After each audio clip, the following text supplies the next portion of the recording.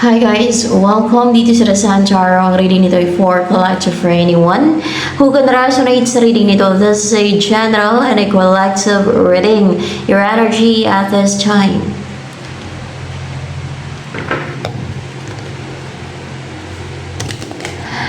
As you, I love you, my oh my.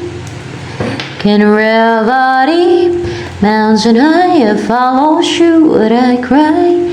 My faith ka, strong, powerful in personality mo, you're strong, you're brave. And, merong mga temptations pwede material or temptation ng devil yan, mga ganon. O, sinusulan ka ng devil, sinusulan ka pero ayaw mo. Or mga mga material at mga, alam niyo, enjoyment in life, no? Like sugal, mga ganyan. Mukhang ayaw mo ng mga ganyan, no? Hindi ka mahilig sa mga ganyan. Fate, or ayaw mo, minawaksi mo, pwedeng gano'n, no? Kunwari ikaw to, no? May offer sa'yo yung devil, no? Pero ayaw mo. Mukhang ayaw mo, oh. Ayun, no?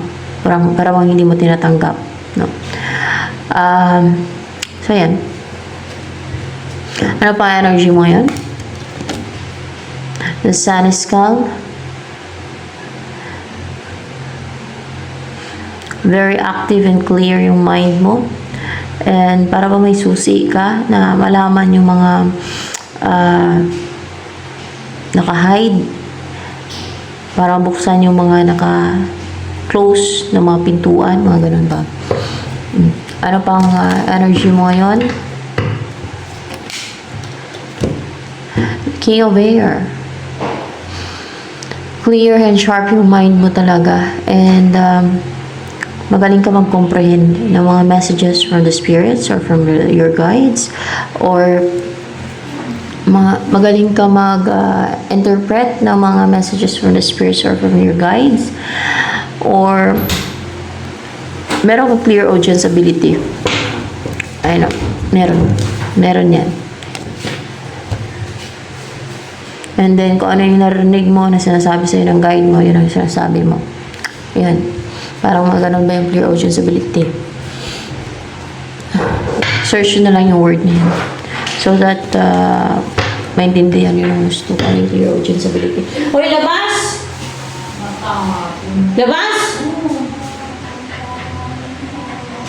Iba naman yung sa isip, guys, na pagka kinakausap kayo ng mga anghel, no? Kung mayroong mga anghel ang pag-uusap sa inyo o may messages sila sa iyo, sa isip kadalasan yan. Pwede din sa tenga. Pero pag si Jesus Christ, very clear siya makipag-usap. Yung mag-send ng messages o yung magbigay ng mensahe sa tenga. Yun na yung clear audience ability na marinig mo. Very clear pero hindi siya katulad ng sa tao na marinig mo. Basta malalaman nyo na lang yan. Tanong-tanong kayo kung hindi kayo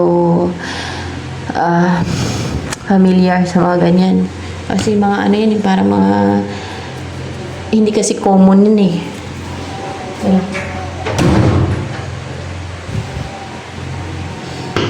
Pumasok yung mga alaga na yun.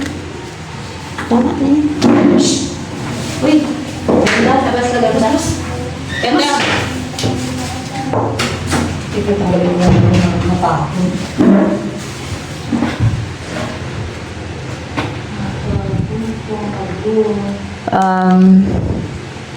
May faith ka o may pananampalataya and maybe very strong yung faith mo, basta may faith ka. Ganun. Message na angels for you. Relax ka lang, calm. Pakalmahin mo yung damdamin mo. Mag-heal ka. Ano pa? Gantay ka lang. May darating yan sa'yo. Relax lang. Darating yung the one for you. New person man or past person, no? Ano tong darating sa'yo? Past person? Past person tong darating sa'yo na in a hermit mode. Or maaaring ginosting ka niyan or hindi kayo nagkakaroon ng communication right now kasi hindi ka pa niya kinakausap. Ganon. Oh. Sino nag-antay dyan sa ex? Sa past person? sa akin ang inaantay ko, yung nakatakda sa akin. Yun lang. Kasi yun na naman talaga yung mga tuluyan ko eh. Yun nakatakda sa akin kasi alam ko may nakatakda sa akin. Kasi may nakatakda sa akin. Ewan ko lang kung meron ba. Meron bang ano, basta may nakatakda sa akin. Pero ewan ko lang kung may person akong makakasama. Hindi ko lang sure. Hindi ko pa natanong. Ganon. Narinig ni nanay yun eh. Ano pa?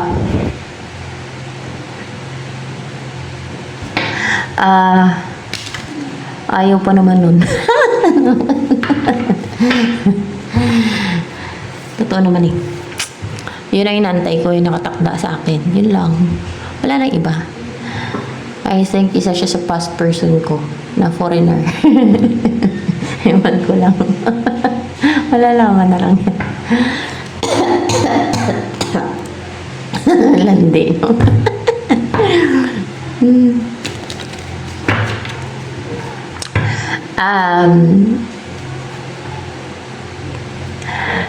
Sa'yo, magantay ka lang daw, no? At darating ng past person mo. Ayan. Sino nag-antay ng past person dyan? Pero kung new person, why not, di ba? At baka mas angat pa yung new person, no? Di ba? Yun nga lang, bagong ano naman, no? Kapag-communicate, bagong, parang mag-umpisa na from the start, yun nga lang pag new person, di ba? Past person mo na to. So, ibig sabihin, magkakilala na kayong dalawa.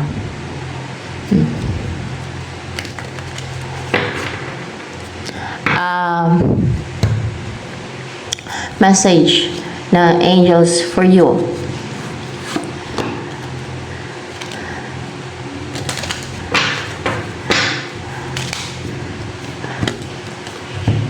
Admit your true feelings to yourself. Be honest with yourself. Only you know what it is that you truly desire. Aminin mo yung totoo mong feelings sa sarili mo. Be honest, maging honest ka. Sa sarili mo, ikaw lang ang nakakaalam kung ano talaga yung totoong dinidesire mo. So, maging honest ka, like me. Oh. Hindi nahihiya. Kahit sa sarili mo lang. Huwag mo nang gayahin ako na bulgaran. Ayan. Kasi baka mahihain ka pagdating sa mga ganyan. Ako kasi open talaga ako eh. Hindi kasi ako nahihiya. Kasi sanay na ako na may honest, prangka. prangka. So ano pa ang darating sa'yo?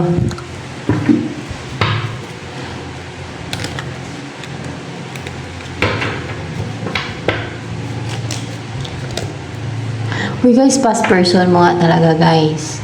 Ayan, 6 of Cups, past person mo talaga ang darating sa'yo. Na meron kayong soul connection. Yan ang the one. Kasi may soul connection kayo.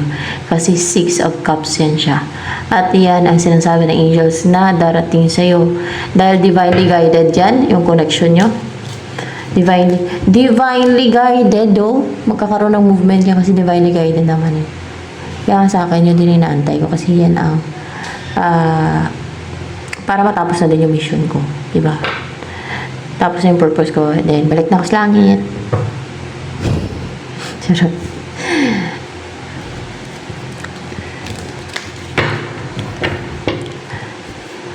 Ano pa? Kasi ano naman yung ano yung dito sa mundong to, diba?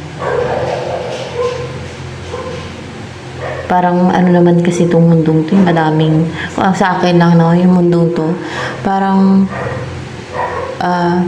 corrupted. Madaming unfair dito sa mundong to. Madaming injustice na nangyayari. Makikita mo na lang. Kahit nga nakikita ko yung mga hayop na mga kinakatay, naawa lang ako guys. parang madurog yung puso ko. Naawa ako sa mga hayop. Kahit minsan sa isda na inihiwa ako na buhay pa, nahawa ako eh. Sabi ko, pasensya na. Kailangan ng mga alaga ko ng ulam. minsan naawa talaga. So, ano pa? Ang, kaya minsan, binubuhay ko, may ano ko doon, may parang may pan doon. Doon ko nilalagay, kaso lang hinuuli naman ng mga pusa ko doon. Wala din natitira. Minsan namamatay lang talaga kasi mababa kasi yung pan ko doon. Pag yung mga buhay na buhay pa, na mabuhay, wala din.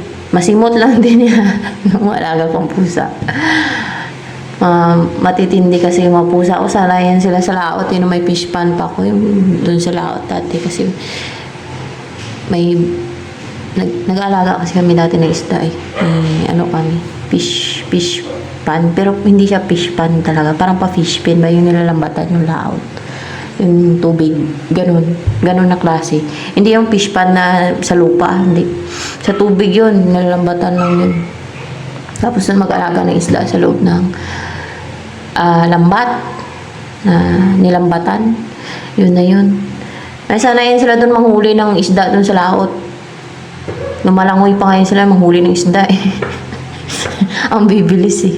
Oh, makalusot na yung mga tilapia na mababa yung tubig dyan sa pan maliit dyan.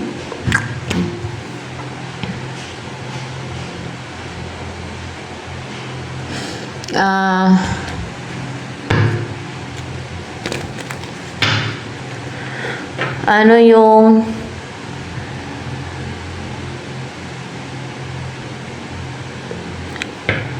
next na mangyayari sa inyo ng person na to na darating daw sa'yo sa past person mo na to? Ano next na mangyayari sa inyo niyan? Tingnan natin. Ay, magkakaroon ng stability to with the number 4. May secured kayo. Para bang maakap nyo na yung isa't isa? Oo, maakap nyo na yung isa't isa. Bakit? Kasi may mag-offer ng cup of love. Ikaw o siya. O maybe ikaw o siya. No? Sino mag-offer ng cup of love? Yung person mo ba na? Yung past person mo? Si past person mo mag-offer ng cup of love. Matitake siya ng action. Ayan. Pero sa mga ayaw na ng past person ay maaaring may new person para sa inyo. No? Kasi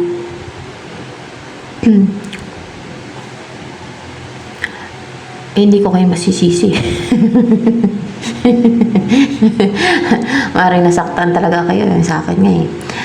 Kung itapon sila sa impyerno, hindi ako haharang, no?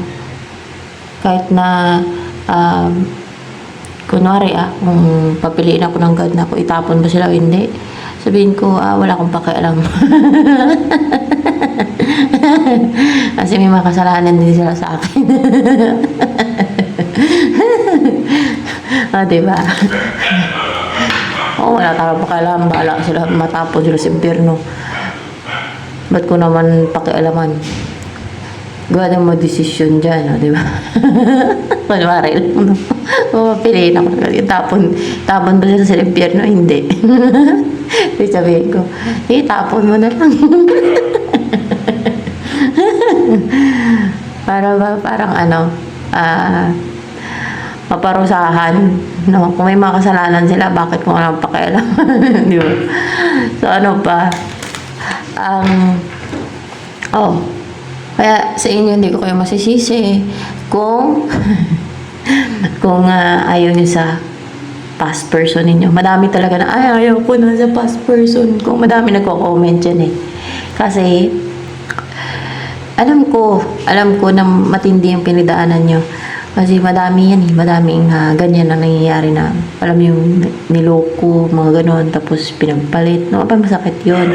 Tapos, yung parang pinaglaruan, o diba, masakit yun. So, hindi ko naman pwedeng ipilit na sa past person mo kung ayaw mo.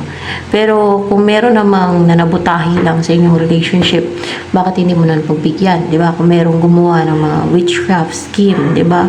Deceit para pag-awayin kayo, para paghiwalayan kayo, diba? So, ayan. Ano ang feelings nitong past person mo na yan sa'yo? Ay, Queen of Swords in reverse. Hindi niya na mapigilan yung damdamin niya sa'yo kasi in reverse man yan. hindi niya na mapigilan ng isipan niya yung damdamin o yung nararamdaman niya sa'yo. Ano pa ang feelings ng past person mo na yan sa'yo? Ay, gusto niya magkaroon ng new beginning. Clarification with the death card in reverse. O see, gusto niya magkaroon ng new beginning sa inyong dalawa. Yun ang dinidesire niya kasi hindi niya mapigilan yung damdamin niya sa'yo. Ano pa? Ano pa yung nararamdaman sa'yo ng past person mo na yan? Sa'yo. Hindi mapakali yung isip niya, kakaisip sa'yo. O, nag-overthink to sa'yo. Hindi ka mawala sa damdamin nito pag mga ganito. Gusto-gusto niya mag-effort sa'yo. Continuously, alam niya yung willing na willing siya mag-effort sa'yo. Dinidesire niyang magkaroon ng, alam niyo, tuloy-tuloy na pag-effort sa'yo. Ganon. Ano pa? Willing siya mag-put ng hard work. Na gusto niya na tuloy-tuloy. Or yung magkaroon na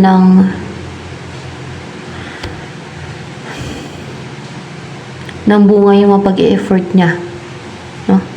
Yung kasi nag-overthink to eh. Gusto niya magkaroon na ng, alam yung maging reality, no? Yung maging tangible form na, kasi pentacle to.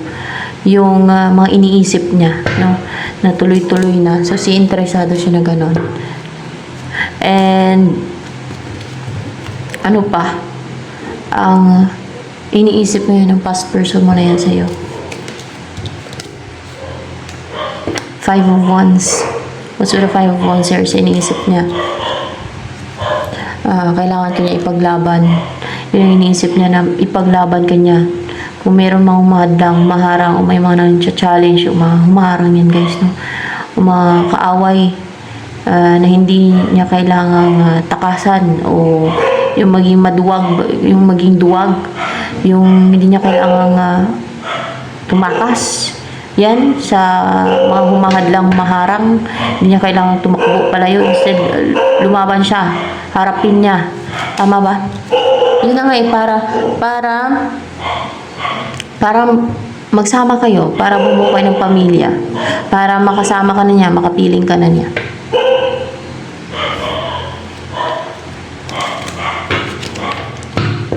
So, ano pa?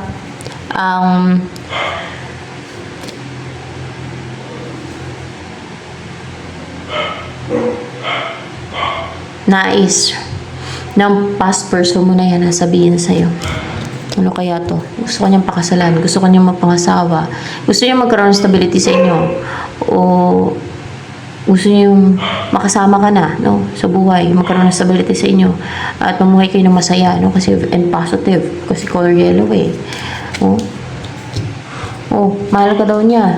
Ano pa yung sinasabi niya? Mahal ka niya. O na deeply in love siya sa'yo? Hindi. Mahal ka lang niya. O na-attach siya sa'yo? Na-attach yun siya sa'yo. Mahal ka niya, tapos na-attach siya sa'yo, hindi naman na deeply in love, kundi na mahal ka niya na na-attach siya sa'yo, emotional siya sa'yo. Si emotional siya pagdating sa'yo, para bang hindi siya masaya, na malungkot siya sa buhay niya without you, ikaw yung kailangan niya sa buhay niya, yung gano'n, malungkot siya o malungkutin siya pag wala ka. Ayan. Malalaman mo na kung sinong past person mo, kung madami kang past person, malalaman mo na kung sinong past person mo na darating sa'yo. Ayan.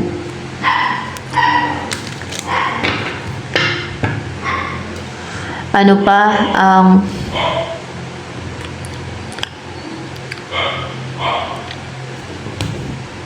Mangyayari sa buhay mo soon. Tingnan natin, pampa-inspire. Para positive, charot.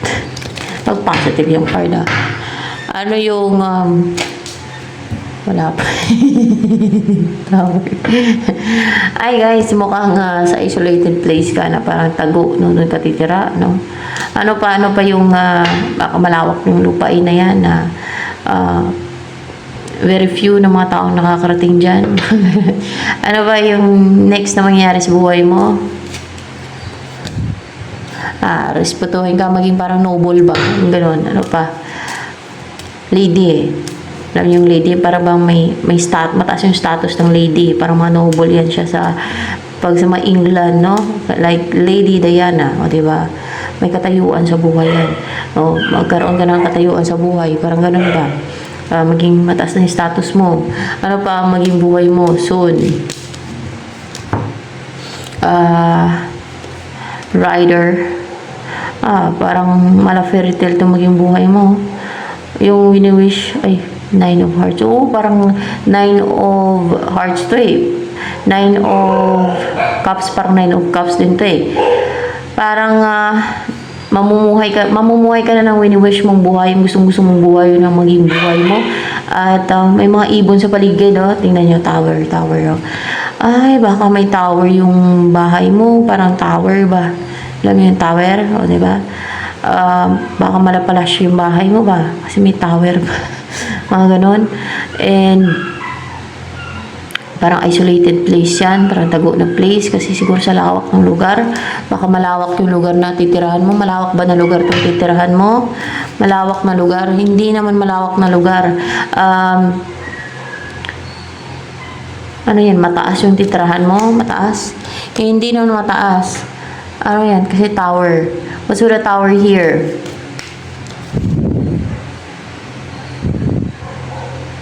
Walang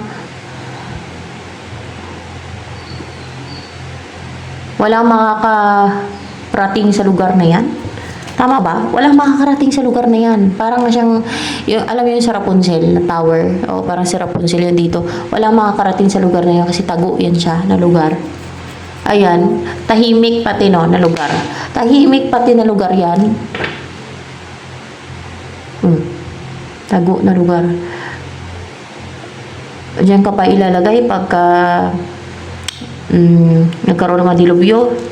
O diyan ka ilalagay pa nagkaroon ng madilubyo. Kasi safe dyan. Upright ba to? Kasi safe dyan. Aw, di kalabaw. Tintin, di ba? Diyan ka ilalagay kasi safe dyan. Walang makakarating dyan. Na iba.